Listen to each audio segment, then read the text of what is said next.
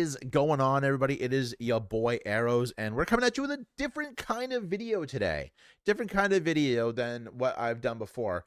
Today we are coming at you kind of like a deck in progress video. I guess we can call it that. So deck in progress video. We got the deck right here. We're currently in the process of building the Emerald and the Amber Emerald discard deck.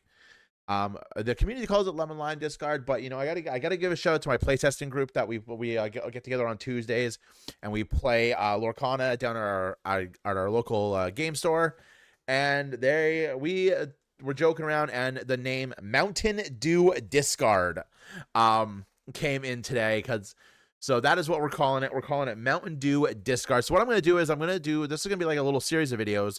We're going to show you guys what we have to start off. And then, so we're going to show you guys what the deck should look like when it's done. And then we're going to show you guys what we have to start off with. And then every time we make additions to the deck, I'm going to record like little mini videos. And we'll show you guys again what the final form of the deck should look like. And then we'll show you guys what we've added in. And I'll give you a final number count at the end of the video of what we're sitting at for the deck. And then the goal for this is once the deck is complete, hopefully I'm going to be able to get out to a tournament, give you guys a tournament report for the deck, how it ran, and we'll hopefully be able to get some pixel board games in with it as well. I'm really excited for this style of video. I tried to do this with Yu-Gi-Oh in the past, but I guess my heart was definitely not in that, but heart is definitely in this right now. So we're gonna get this going. So this is what the deck is supposed to look like. This is what it's going to look like at the end, and we're going to go over and we're going to talk about the cards. So we're going to go with the 4 actions. The 4 actions being You Have Forgotten Me. You Have Forgotten Me is a Amber action card. It costs 4. It's inkable, which is really cool, and it has the ability. Each opponent chooses and discards 2 cards. Now this deck is a more control based, which is actually going to be a kind of a challenge for me to play, because control is not generally my forte in card games. I am definitely more of a hit first, ask questions later kind of guy when it comes into card games, but we're going to try really, really hard to play this deck like this, and I'm super duper excited for it. So we have You Have Forgotten Me. It's our only non-song action in the deck. Being able to discard 2 cards is really good. We're going to go into like cool little combos as we progress through the video and talk about the other cards. Going into our songs, we have 2 copies of The Bare Necessities. Did you know that they are the simple way of life? Bare Necessities is a 2-cost song. It is inkable. The cool thing about this deck is a good chunk of it is inkable. There's only like a few cards that aren't, which is really cool. 2-cost song, so obviously a character of cost 2 or more can sing it. That actually, the singer on a lot of these cards are the singer requirement on a lot of these cards are very important, so remember to keep that in the back of your head as we're going through. Chosen opponent reveals their hand and discards a non-character card of your choice. You have to look at your opponent's hand, discard a card of theirs, which is super, super good. This deck is all about discarding. We love it. We're ready, super excited for this to see what we can do with it. Being able to discard a card early game is really good. It gets you potentially takes away your opponent's whole new world. Your opponent's grab your sword. Any like real threat to you, like you can get rid of Fishbone Quills. You can get rid of Greystone Dragon. Sisu on Ice is playing that a lot more now. You can get rid of in the Amethyst Amber matchup if you're lucky. In the Amethyst matchup, if you're lucky enough to hit a Queen's Castle before they're able to play, fantastic. So just a lot of versatility with this card. Next up, we have 2 copies of Painting the Roses Red. Painting the Roses Red is another 2-cost song, inkable Amber. Up to 2 chosen characters gain -1 for the turn. This is really good because it pairs up with some stuff that we're going to talk about as we get further down, especially in our song section. It pairs up really nicely with Under the Sea, and we'll talk about that in just a second. And then you get to draw a card. Card draw is always good. Sudden Chill is a 2-cost Emerald song. Each player chooses and discards a card. Really good. Again, we're all about that discard. We Don't Talk About Bruno is a 5-cost Emerald card, also inkable. Return chosen character to their player's hand, then that player discards a card at random. So if your opponent only has like 1 or 2 cards, If your opponent has no cards in hand, you're going to bounce this card and you're going to just discard their hand. So they'll have 0 cards in hand, which is really, really good. And it really gives us a chance to a more permanent solution to getting rid of threats on the board. Cards like Robin Hood, cards like Tamatoa, cards like I'm trying to think about what some really, really horrible cards are, but I can't think of any. Those are the really ones that started, really ones, the huge ones that I can think of. Tamatoa, Maui. You can get rid of a lot of really good stuff with this potentially. So, and then rounding out our song selection, we have 3 copies of Under the Sea. Under the Sea is a sing together song, so you can pay the 8 if you really want to. I don't suggest it. Or you can sing together. Any number of your teammates, any number of you or your teammates' characters, if you're playing like a 2-player, like a tag team match, or more, can pay with a total cost of 8 or more, can be tapped to sing this song. Put all opposing characters with 2 or less attack power on the bottom of your player's decks in any order. So this card is devastating. And we have Painting the Roses Red. We have a character card that we're going to talk about when we get into those. Painting the Roses Red. If you have 2 things on the field that have 3 power, you paint the roses red, get rid of those. Then you Under the Sea, and then you can clear out the entire board, which is really, really good. And it's super easy to sing this because, of course, we are playing Emerald and Amber, and, of course, Amber has arguably one of the best singers in the game, which we're going to get into here in 1 second as we get into our character cards. Now, going to our character cards, we have 4 copies of Diablo Maleficent Spy. He is a 1-drop inkable Emerald ally, Storyborn ally, a 1 power, and 2 defense. I never know what to call these, so I just go attack and defense usually. And when you play this card, you may look at each opponent's hand. This is really good because it enables you to know which one of these songs you're going to want to play on the opening turn, on your next turn. If your opponent doesn't have like a lot of non-character cards in their hand, you're not going to want to play Bare Necessities. If they don't have songs in their hand, you're not going to want to play Ursula. So you're almost always going to want to hit Sudden Chill if they don't have any of these other targets in their hand. And there are a lot of decks that don't play a heavy number of this stuff. So you might not always hit with Ursula and Bare Necessities. So this really lets you scout out what your turn 2 is going to look like. And speaking of turn 2, we have quite a few options. We have a couple of options. We have Ursula, Deceiver, 2 cost, Inkable, Emerald, 1/3, Quest for 1. When you play this card, you can look at your opponent's hand, chosen opponent's hand. So in a multiplayer game, you only get 1 opponent, and choose a song, and they discard it.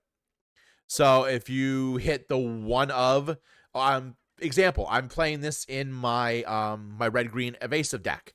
And so I hit it in a couple games with one of my friends today, and I hit A Whole New World both games, which was really cool. Like the first game, it didn't matter, but the second game, I really liked my hand, so it was good. So Ursula, really good, and then of course Ursula is able to sing Sudden Chill, Painting the Roses Red, and the Bare Necessities, which is always really good. And then we have 4 copies of Sir Hiss. Sir Hiss is in here to counteract your opponent's evasives, specifically Mini Stylish Surfer, because he can take her out. He'll potentially get taken out too, but he can take her out. Will really keep your opponent from that early lore lead, because of course if you get if you play Lorcana and you are able to get a couple of Stylish Surfer minis off, it gives you a huge lead in the game. So we have Sir Hiss here to combo that. Again, another character that can sing these 3 songs, which is always good. Then we get into our 4 copies of Diablo Herald, and this is actually a little bit of spoiler for when I show you guys what I have. This is actually what got me on this deck. I picked up 3 packs of Ursulas Return just randomly from my local GameStop, and when I opened the first pack, it was a Diablo Devoted Herald. When I opened the second pack, it was a Diablo Devoted Herald. So that's what really got me kind of on this game, on this deck, because right now that cuts off like a huge portion of the deck's total cost, which honestly is fantastic. But anyway, he's a shift. You can discard an action card. So remember, it's an action card, not specifically like an action song or anything like that. So you can discard You Have Forgotten Me. You can discard all of these to to shift him on top of Diablo. And this is probably what you're going to want your turn. For the most part, you're going to want your turn to be. You're going to want to play this Diablo onto this. Now, I don't believe there's a cost for this, so you just have to discard the action. So on your turn 2, you could feasibly play an Ursula and play a Diablo, which is really cool. But do not correct me if I'm wrong about that. I'm unpracticed in these forms of shifts. So if you guys know if I'm right or not, let me know in the comments below. So this is a 3-cost uninkable. That's okay. We have a lot of inkables in the deck. We're not really worried about that. 2/2 quest for 1 also comes with the evasive ability, and this is really important because it's going to make a lot of decks very unable to hit Diablo in these early games, in the early parts of these games, which comes in handy for Diablo's ability. Diablo's ability, circle far and wide. During each opponent's turn, when they draw a card, while this character is exerted, you may draw a card. When they draw a card for anything, they draw a card for their turn. You draw a card. They use Let the Storm Rage On. You draw a card. They play a Popuscle. You draw a card. They play a Fortisphere. You draw a card, and so on and so forth. You guys get where I'm going with this. So really good card. It lets you keep cards in your hand, lets you get access, hopefully, to some of your powerful songs a lot sooner than you normally would if you were just drawing once per turn. Really good card. Our other 3-drop for Emerald in this deck is Prince John, Greatest of All. If you guys know Lorcana, you know what Prince John's all about. 3-cost, uninkable, 1/2, has ward, quest for 2. I sentence you. Whenever your opponent discards 1 or more cards, you may draw a card for each card discarded. You have forgotten me. You discard 2 cards, you draw 2 cards with Prince John. Just a really good card, really helps you keep your hand up and flowing and lets you cycle through those really good cards. Rounding out our 3-drops, we have one of our only 2 Amber characters in this deck, Ariel, Spectacular Singer. She's a 3-drop, 2/3, singer 5, so she'll be able to sing songs that are 4 and 5, which is amazing. Quest for 1. Her ability is so good in this deck because we're running like not a lot of songs. Like we have 18 songs. 18 songs? We have 18 songs. Yeah, 18 songs, which is a good number, but that doesn't always mean in a deck of 36 characters, 4 actions, 2 locations, that we're going to see a lot of these songs in the early game, and Ariel helps us fix that. When you play this character, look at the top 4 cards of your deck. You may reveal a song card and put it into your hand. Put the rest in the bottom of your deck in any order. Really, really good card. Definitely a huge help for this deck. And then we get into the Muses. The Muses is such a good card. So the Muses is a 4-drop, 2/4 Emerald, inkable, always good. Quest for 1 has ward. The Gospel Truth ability. Whenever you play a song, you may return chosen character with 2 attack or less to their player's hand. So those minis, gone. Those Diablos, gone. You wouldn't want to return Ariel. That'd be silly. You can also return some of your stuff to replay. So you could return your Ariels to get more songs. You could return your Ursulas in like the mid to late game so you can play them and get more songs out of your opponent's hand. Just a really good card. You can combo it up with Paint the Roses Red. You give 2 things -1. They go to 2. You can bounce them with the Muses. Really good. Really, really, really good card. Lots of versatility with this card. And it's also important to know that if you play a song and the Muses get bounced back for some reason, then their effect will also go off. So if something happens, you play a song, the Muses go into the back into your deck, like you have to choose them because something has ward, then you get to choose something else, and it's a really good card. Getting into our 3/5 drops, we are running 3 copies of Cricky, Lucky Cricket. It's a 5-drop, 3/4, quest for 3.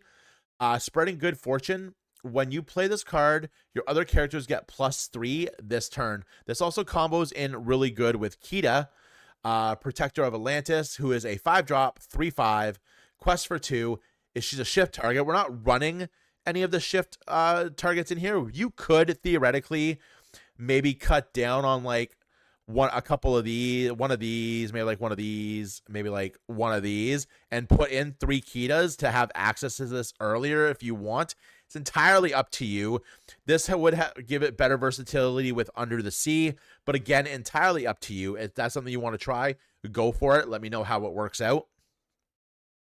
But her ability says, perhaps we can save our future. When you play this character, all characters, your characters and your opponent's characters, get -3 until the start of your next turn. This is really good. It combos really well with Under the Sea. If your characters have 0 attack, they can still quest. But this combos up with Under the Sea. You deal 3, you drop your opponent's attack by 3 all across the board. That is more than likely in the mid game gonna make them all targetable by Under the Sea. And remember, when you target multiple things, it gets around stuff like Ward. So really, really good combination of cards here. And if you don't have that and you still want to like rush down, you can play a Cricky after and give everything +3 and take out some of your opponent's cards. But that's entirely up to you. Really good card. Definitely a 4 of. Definitely opens up a lot of really good plays with like, and even muses. If you've given everything a +3 and you're -3 and you're just singing Sudden Chill, or we don't talk about Bruno, you have so many more options in that mid to late game to bounce cards with the muses. So really, really good stuff. And then rounding out our characters, we have Lucifer, the Cunning Cat. He is a 5-drop, uninkable. We're only running 1 of him. 2/2, quest for 2. When you play this character, each opponent chooses and discards either 2 cards or 1 action card. So if you know your opponent doesn't have any action cards in their hand because you've scanned their hands with Diablo, this is a good drop because it helps you. It'll completely take out your opponent's hand. Really good card. I agree with everybody only running into 1. It's definitely not more than a 1 of. But it does come in handy very, very, very often. And then into our locations, we have 2 copies of Hidden Cove, Tranquil. What is that? Tranquil Haven? I can't pronounce that. I can't see that on the thing. Oh, I have one. I'll look. Spoilers. I have one. Hidden Cove, Tranquil Haven. Yes, I was right. It's a 1-cost inkable song. Location. It has 6 defense, which you're going to be dropping this potentially on your turn 2, which is really good. And it costs 1 to move.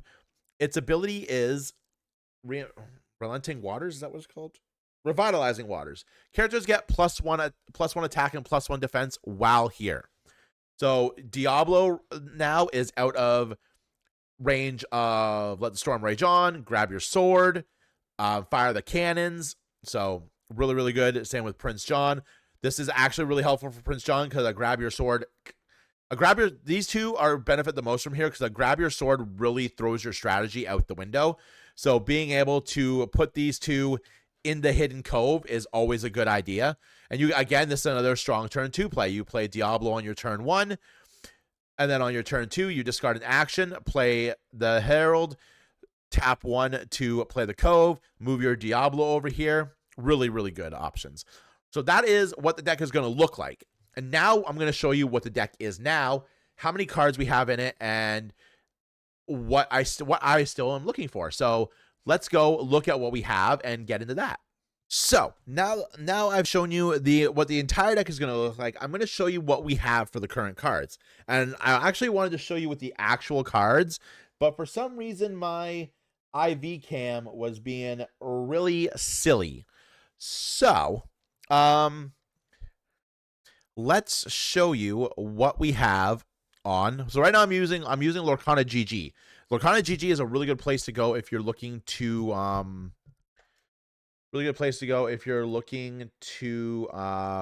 build decks and see how much they're going to cost. So we're going to go in. So this is what we have for this deck currently. Currently we're sitting at 39 cards for the deck, which honestly I'm very surprised about. When I started building this, I didn't think that we were going to be sitting at 39 cards for this deck. So I'm very happy that we are well over halfway to completing this deck, because like a lot of the cards that we're missing are relatively cheap, with the exception of like we need 2 more Diablos. But that's not horrible right now. Even if I can pick up 1, we can make some adjustments to still make the deck playable. So what we have currently for the deck. We're at, like I said, we're at 39 of 60 cards. We have 3 copies of You Have Forgotten Me. We have 1 copy of the Bare Necessities, 3 copies of Painting the Roses Red, 4 Sudden Chills, 3 We Don't Talk About Bruno, 1 Under the Sea, 4 Diablo Maleficent Spy, 4 Ursula Deceiver, 4 Sir Hiss Aggravating Asp, 2 Diablo Devoted Herald. Honestly, the fact that I pulled these out of 3 packs of cards is phenomenal. 3 Prince John, we're at 3 Prince John, Greatest of All, 1 Ariel, Spectacular Singer, 3 Muses, 1 Lucifer, Cunning Cat, and 2 Tranquil Heavens. So we have all the Tranquils, we have all the Lucifers, we have all the Sir Hiss, Ursula, Diablo Spy, Maleficent Spy. We have all the Sudden Chills, all Pain the Roses Red. We're missing 1 You Have Forgotten Me, easy.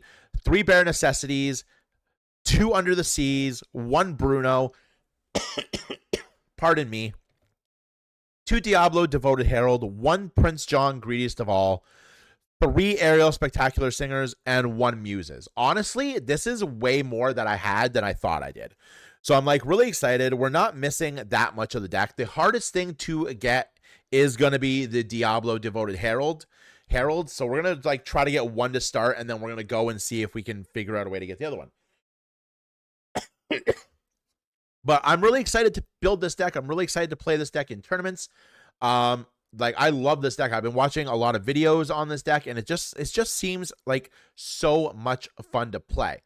So let me know what you guys think. What you guys think of the deck? What you guys think of the play style? Do you think I'm going to be able to adapt how I play card games to play the style? I have been play testing this deck against AI on a Lorcana table. Would you guys like to see that kind of content? Play testing this deck against the meta on Lorcana table? Let me know in the comments below. Don't forget to like and subscribe to the channel. Ding the notification bell if you want to be alerted to whenever we're posting new content. Don't forget to check out our other socials. Would love to interact with you all there. But yeah, I'm really excited. Stay tuned for when we put up more content for this deck. We're doing a little mini series for it. Every time we order cards, we're going to do up a little video. Anytime we make trades, we're going to do up a little video. It's going to be really cool. Hopefully you guys enjoy this journey with me, and hopefully you guys enjoyed the start of this. So have yourselves a great night, everybody. Stay safe out there, and I will see you when I see you. Bye.